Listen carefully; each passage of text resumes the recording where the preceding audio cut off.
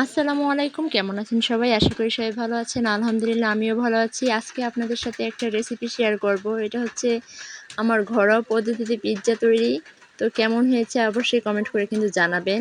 তো এখানে আমি কিছুটা সস রেডি করেছিলাম, তারপর সাথে পেঁয়াজ কুচি আর মরিচ কুচি করে নিয়েছি। এখানে কিছু গোস ভেজে নিয়েছিলাম। আর আমি আটাটা ১ ঘন্টা আগে রেডি করে রেখেছিলাম। তো এটা ফুলে ডাবল হয়ে গিয়েছে। তো এটাকে ভালো মতো মথে নিয়েছি।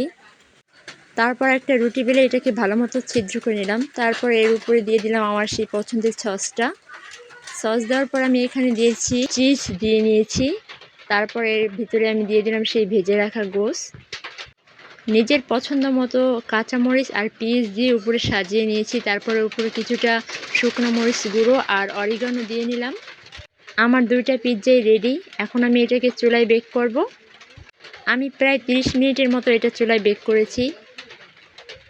30 মিনিট পরে দেখি যে আমার পিৎজাটা রেডি। তো ফাইনালি দেখতে তো মাশাআল্লাহ অনেক মজা হয়েছে।